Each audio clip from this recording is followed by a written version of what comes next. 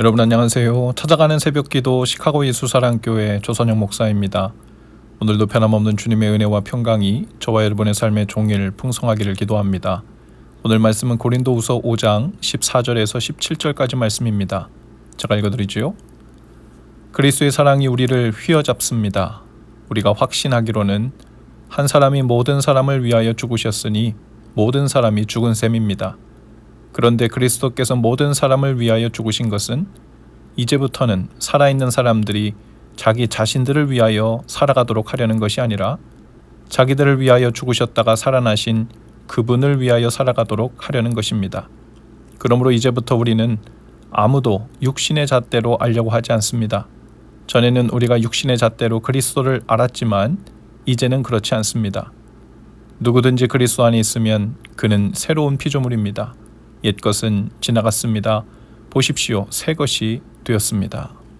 아멘. 어제 말씀에는 죽음과 생명이 어떻게 잇대어 있는지에 대해 말씀을 나눴습니다.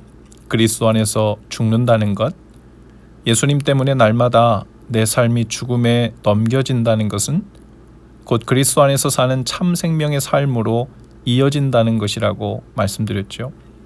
그래서 우리는 살아서는 열심히 죽기를 연습하고 또 그 죽음으로 인해 진정한 삶이 사라지는 이 거룩한 선순환의 삶으로 나아간다는 것입니다. 오늘 5장 말씀에도 죽음에 대한 이야기가 나오는데요. 그런데 이 죽음은 우리를 위한 그리스도의 죽음에 대한 이야기입니다. 14절입니다. 우리가 확신하기로는 한 사람이 모든 사람을 위하여 죽으셨으니 모든 사람이 죽은 셈입니다.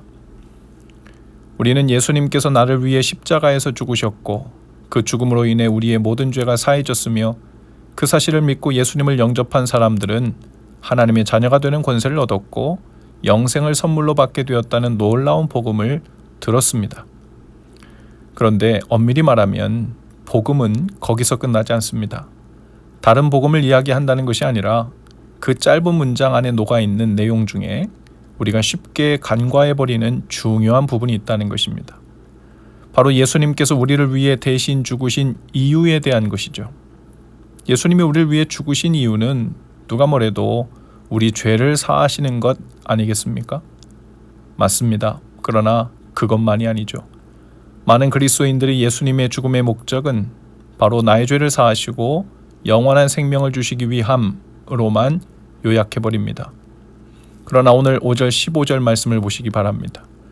그런데 그리스도께서 모든 사람을 위하여 죽으신 것은 이제부터는 살아있는 사람들이 자기 자신들을 위하여 살아가도록 하려는 것이 아니라 자기들을 위하여 죽으셨다가 살아나신 그분을 위하여 살아가도록 하려는 것입니다. 그리스도께서 우리를 위해 죽으신 이유는 그리스도로 인해 새 생명을 얻은 사람들, 즉 이 땅에서 아직 그 남은 여생을 살아가고 있는 사람들이 더 이상 자신을 위해 살지 않고 부활하신 주님을 위해 살아가도록 하기 위함이라고 하셨어요.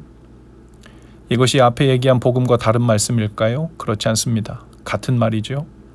성경에서 말하는 복음은 단순히 우리가 죄를 용서받고 영원히 사는 횡재를 했다는 것을 말하는 것이 아니라 그 영원한 삶이라는 것이 단순히 영원토록 이어지는 수명 연장을 말하는 것이 아니라 방향 또한 완전히 바뀌어진 삶, 즉 이제는 나를 위해 살지 않고 나를 위해 죽으셨다가 부활하신 나의 왕, 나의 주인이신 주님을 위해 방향을 바꾸어 사는 삶, 그 삶을 영원히 살아가도록 하기 위함이라는 것입니다. 그것이 복음에 들어있는, 녹아있는 영생의 의미이죠. 참된 삶, 참된 생명의 의미입니다. 그런 의미에서 우리가 잘 아는 17절 말씀을 볼까요? 누구든지 그리스도 안에 있으면 그는 새로운 피조물입니다.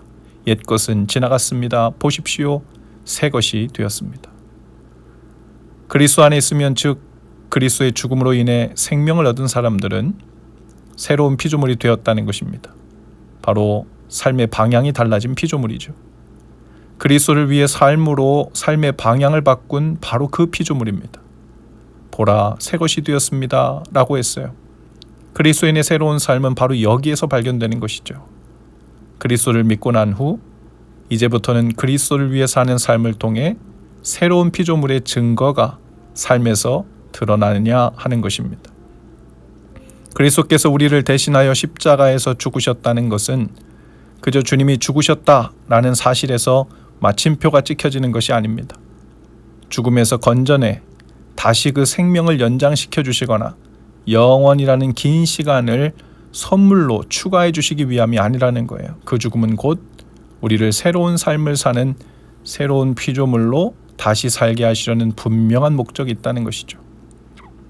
오늘 우리 모두에게 주어진 이 하루는 물론 하나님의 은혜로 생명을 연장시켜 주시고 이 땅의 모든 아름다운 것들과 좋은 것들을 누리며 살도록 하신 선물이기도 하지요.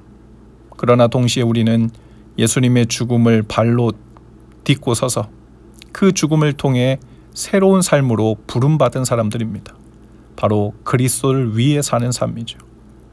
그리스도의 뜻은 하나님의 뜻을 위해 사는 것입니다. 하나님의 영광을 위해 사는 것입니다. 창조된 목적대로 사는 것이죠. 그것이 진정한 우리 자아를 발견하는 길임과 동시에 하나님이 우리를 만드신 그 목적대로 하나님의 형상을 회복하여 사는 것이기 때문에 진정으로 우리 자신을 위한 삶이기도 한 것이죠. 오늘 우리의 삶에서 이러한 고백과 증거가 발견되고 고백되기를 바랍니다. 주님 보십시오. 제 삶에서 옛것은 지나갔습니다. 제 삶이 내 것인 줄 알고 살던 때, 즉 내가 주인이었던 나의 전성기는 지나갔습니다. 끝났습니다. 보십시오. 새 것이 되었습니다. 주님 안에서 주님을 위해 사는 주님 안에서의 새로운 삶의 전성기가 시작되었습니다. 이제 이 삶을 놓치지 않을 것입니다. 바울의 이러한 고백과 삶이 바로 우리의 것이 되어 주님께 이 고백과 삶으로 찬양을 올려드리는 오늘 하루 되실 수 있기를 주님의 이름으로 축복합니다. 기도합시다. 주님, 저를 위해 죽으신 주님의 그 목적대로 더 이상 나를 위해서가 아닌 주님을 위해서 사는 삶, 진정한 새로운 피조물의 삶을 오늘도 즐겁고 행복하게 이어가게 하옵소서.